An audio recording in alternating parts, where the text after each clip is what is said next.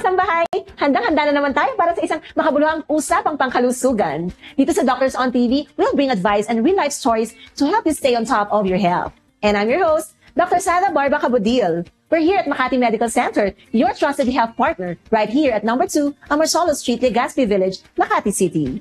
Pero bago po tayo mag-deep dive sa ating topic today, don't forget to follow, like, and subscribe sa aming pong social media pages na makikita ninyo sa inyong screen. Dahil sharing is caring, sharing na rin po ito sa family and friends para po sama-sama tayong maging healthier and more informed. And moving on, mga kasangbahay, ikaw ba yung nasasabihan kapag ikaw ay galit ng ang high blood mo naman? Pero kidding aside, hindi lang ito tungkol sa init ng ulo.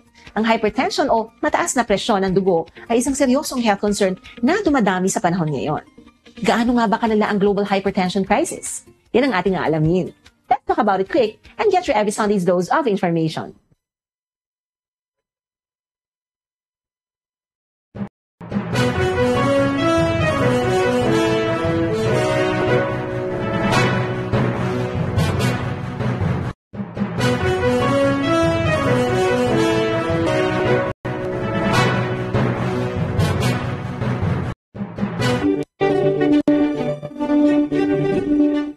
Isa sa mga pangunahing sanhi ng maagang pagkamatay sa mundo ay ang hypertension o mataas na presyon ng dugo. Ayon sa World Health Organization, tinatayang higit 1 bilyong tao na nasa edad 30 hanggang 79 ang may hypertension at karamihan sa kanila ay mula sa mahihirap na bansa. Ang Africa ang may pinakamataas na bilang ng hypertension cases sa lahat ng World Health Organization African Region na umabot sa 27%, habang sa The Americas na kinabibilangan ng North, South at Central America na itala ang pinakamababang porsyento.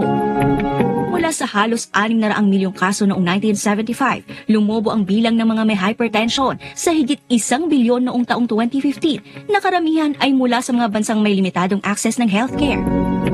Ang pagtaas na ito ay inuugnay sa mga risk factors gaya ng hindi tamang pagkain, kakulangan sa ehersisyo at mataas na stress levels. Dahil dito, isa sa mga global target ng World Health Organization ay mabawasan ng 33% ang kaso ng hypertension mula 2010 hanggang 2030 bilang bahagi ng laban kontra non-communicable diseases.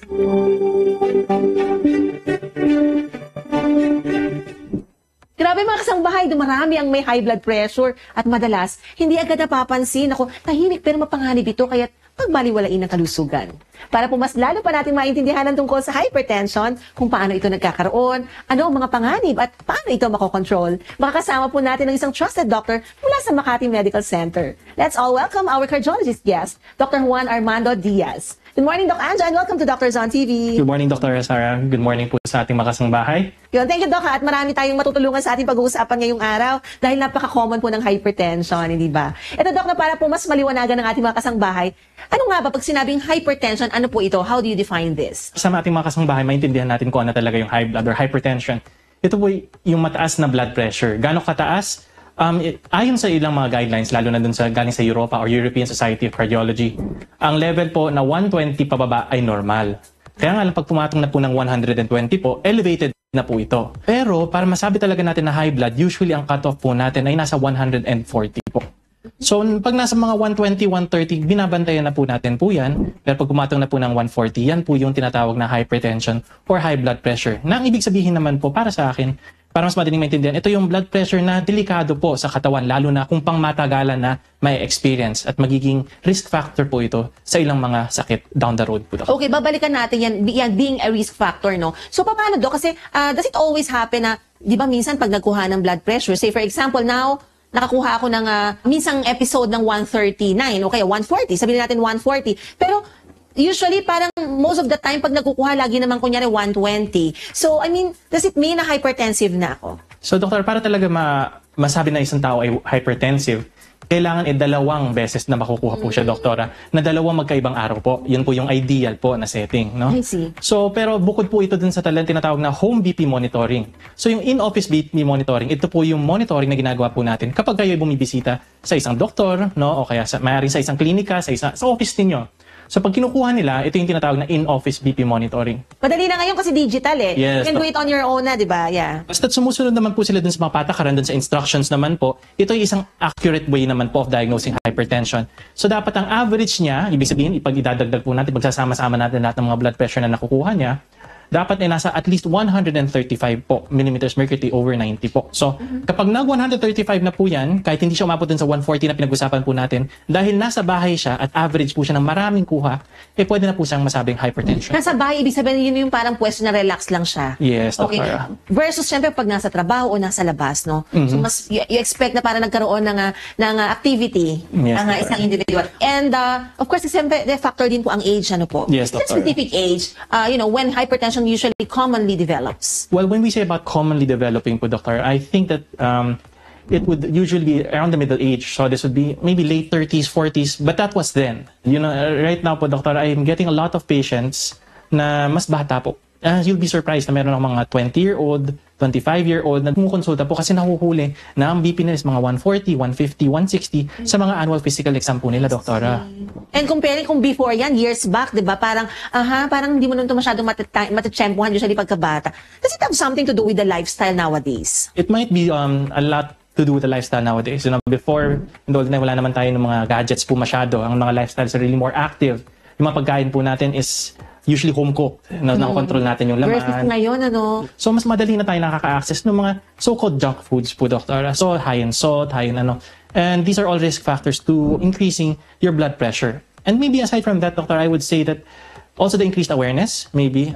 Because dati naman po, pag bata, hindi naman nagmamonitor ng BP po yan eh. Yeah. Diba? So it doesn't necessarily mean na kaya mataas ngayon kasi kasi ngayon mas namomonitor as compared to as before. Yes, I think it's also an increased awareness po, Mas Doctor. madali kasi ngayon magkuha ng BP, makabili ka ng maliit na kit and then, alam mo na kagad. Yes diba? po, Doctor. Opo. Okay, okay, so, if the patient or if an individual is hypertensive, so ano ba usually nararamdaman? So it also happen na tayo, yung mga nanonood ngayon, meron ba dyan pwedeng hypertensive pero basically asymptomatic, walang nararamdaman na to. Kaya clueless na mataas pala ang BP.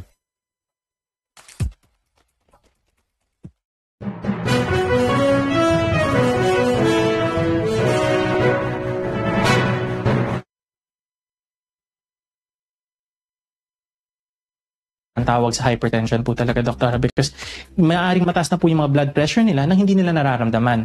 More commonly, ina-associate ng mga kasangbahay natin po yan ng mga headache, di ba? Sabi nila, sumasakit ang ulo, sumasakit ang batok. Minsan sabihin nila, dito banda sa may mata, parang ganon. Pero yung delikado na po yun. Medyo mataas na po talaga ang blood pressure nun. But for blood pressure, about 140, 150, marami po dyan naglalakad-lakad, walang nararamdaman. 140, 150, 160 na po ang BP net po nila. Pero mas delikado yata yung walang nararamdaman na, Dok. Yes, Kasi Doktor. pag may nararamdaman ka, at least, yan yung sign. Alam mo naman mga Pinoy, marami kasi sa Pinoy kung kailan parang malala na o kaya matindi na yung matiisin. Yan, yun yung right term, di ba? Okay, so, and does it happen na wala nangyari at all? Tapos basically, may komplikasyon at saka lang nalaman na. That's exactly the problem there, Doktora. Kaya siya tinatawag na silent killer is yun nga, nag-aantay yung mga tao na may maramdaman sila. And by the time na meron silang maramdaman, ibig sabihin nun, may tama na po yung iba't ibang parte ng katawan nila. Maaring sa utak, maaring sa puso, maaring sa kidney din po. So, it's a little bit late na. So, we want to catch it at a point where wala pa po siyang mga komplikasyon, Doktora. I see. And sa isang family setting, sa pamilya, sa isang household, does it happen na hindi lang isa ang meron? I mean, can this be familial? Yes, Doctor, very much so. Na there are certain genetic predispositions na tinatawag nga na usually kapag ang magulang mo, ang tatay mo, nanay mo is meron ng high blood, mas malaki ang chance mo na magkaroon ng high blood talaga compared dun sa ibang tao na wala namang ganun. Hindi naman siya 100%. Pero dapat medyo nag-iingat na po tayo, Doktor, sa lifestyle natin and nagbabantay na tayo ng blood pressure, lalo na kung meron tayong lahi ng high blood. I see. Why is it so? Is it meron bang genetic predisposition or basically because they are all together in one household, kaya nangyayari same lang yung food, same usually the activities? Ano kayang reason behind this? There's definitely a genetic component to it, Doktora. So that's the reactivity and the propensity towards what we call atherosclerosis o yung pagtigas po ng mga blood vessels. There are some families or there are some patients na talagang in their family, madami sa kanila, mas madali tumigas yung blood vessels, mas tumataas ang blood pressure. But you're also right, Doktora, na because siyempre magkakasama po yan, pare-pareho po yan ang kinakain, at saka exposed sila sa mga same habits, bad and good. So they're likely to develop the same diseases po, Doktora. I see. And you mentioned about yung genetic factor. Okay, so what are the other risk factors that put one into, developing high blood pressure? Well, I think there are the modifiable and the non-modifiable risk factors yan, Doktora. So, of course, the modifiable risk factors yan yung mga smoking, of course, alcohol intake, And then, kasama na rin po dyan, Doktora, yung lifestyle, sedentary, non-sedentary lifestyle. The food that we eat, of course, is going to play a role, such as salt intake is going to play a role in your propensity for hypertension. So, in the stiffness of the blood vessels po. Ngayon, for the non-modifiable risk factors po, syempre, especially for heart disease, pag lalaki, mas malaki po ang chance. Postmenopausal women also have a higher chance of heart disease po. Wait, bakit po mas mataas ang kung kunyari, hindi pa nasa postmenopausal age ang babae, bakit mas mataas ang, ang propensity para sa mga lalaki? Sabi po nila, Doktora, sa mga pag-aaral, nakikita na yung mga hormones po ng babae that actually are more prevalent dun sa younger age before the menopause period have some protective effect. No? That's why if there's a hormonal imbalance in a patient, especially a female patient, or yung mga nagpipills po, di ba, popular po yung mga contraceptive pills or pills taking them for health reasons like PCOS and for all of these things, they can develop hypertension because of hormonal imbalances. So if one hormone is higher than the other, it can cause some problems in your regulation of your blood pressure. Kasi pag nag-menopause ng babae, while approaching to this stage, nakita natin lumalaki ng mga babae, no? Yes, Doktora. Okay, yeah. So it's may mga metabolism. Yeah, metabolism changes because of yun nga, natatanggal na po kasi yung ibang hormones po, di ba? Kasi your ovaries are not as active na po. Iba na po yung lumalabas po na so your fat deposition, your handling of certain metabolites, tsaka yung protection po sa mga blood vessels po natin, nababawasan na po, Doc. I see. Okay, and so basically, na-mention natin nga yung sa babae and sa lalaki. And now, with regards to diagnostic measures, pero ba yan or basically kailangan lang makuhaan on different episodes para ma-diagnose na hypertensive ang isang individual? That's a very interesting question nga po, mga. So, sa mga kasangbahay po natin, sabi nga natin, we have the home BP monitoring and the office BP monitoring po, Doktora. So, kapag nasa bahay, iba syempre yung BP ninyo versus yung nasa office. There's this entity called white coat hypertension. Diba? White coat hypertension. Yes. So, yun yung kapag pumupunta po sa hospital or nakakita na naka-white coat yung mga pasyente, medyo kinakabahan, medyo tumataas po ang blood pressure. So, it might be some patients, dalawang magkaibang clinic visits, mataas ang BP. That brings in yung importansya po nung home BP monitoring po natin. Kasi malalaman natin, parang may sa bahay, Dok, mga 120 lang ako. Pero pag nandito ako, umabot ako ng 170. Hindi naman natin pwedeng sabihin na baka malikuha mo sa bahay. Diba? So, there are different strategies naman, Doktor, to approach that. Minsan ako ang ginagawa ko, pues pinadadala ko po sa pasyente yung machine nila and I compare to the BP monitoring. Akala ko pinadadala yung sa pasyente yung inyo. Just kidding. Yeah. Okay, so and then what happens next pag gano'n na napadala? And then pag napadala, I check first kung accurate yung BP monitoring nila talaga. Kung pareho ang nakukuha nila sa nakukuha ko, then it might just be white coat hypertension. Now, how do we confirm that? The best way to confirm that, we have this thing called the 24-hour ambulatory BP monitoring. 24-hour ambulatory BP monitoring. Yes, Doktora. So with this, Doktora, yung mga kasambahay natin, pwede nila iuwi yung isang mukha siyang BP cuff lang po. Medyo masakit, sinasabi na ibang pasyente, pero ikakabit po siya dun sa braso. Pag uwi po ninyo, 24 hours, isusot lang niya, hindi tatanggalin. Mag-isa po siya mag-i-inflate and deflate. And it will record your BP at intervals of maybe 15-30 minutes, even habang natutulog, Doktora. Naka-record siya. Naka-record po siya.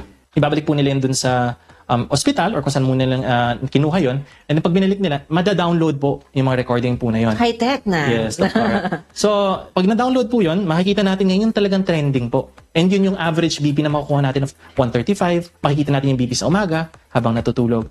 Iba po ito dun sa mga wearables.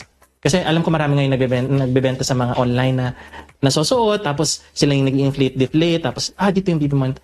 It's a different po. Mas accurate po yung ginagamit natin. Siyempre medical grade po yun. Medical grade, okay. Yes. Although I don't discourage them from using yung mga wearables po kasi maganda po siya na pang screening tool. Sabi nga natin is wala pong nararamdaman minsan, tumataas na ang BP. So that means kung sa wearable po nila tumataas na, maaaring mas magandang sinyalis na yon na pumunta na po sila. Of course, it's far better than not having it monitored at all. Diba? Yes, Parang Doctor. ganyan. Okay, and okay, sige. So confirm that the patient or the individual is hypertensive already. So how do you go about the management? So what are the different, di ba merong mga groups of antihypertensives? May antihypertensive medications yan. Can you para makapagbigay lang ng hindi naman parang pang board exam, Doc, para lang kasi makarelate yung mga ibang kasang, ay naku, yung sinabi ni Doc, yun yung akin. So kanino para yung ganito and kanino hindi pwede yung ganitong klase ng grupo ng para sa high blood po. Okay, Doctor. So, para sa ating mga sambahay, ang una natin maririnig usually ng mga grupo ng mga blood pressure medications ay yung tinatawag muna natin na mga calcium channel blockers. Calcium channel blockers, ito yung mga kalahi ng mga amlodipine, nifedipine,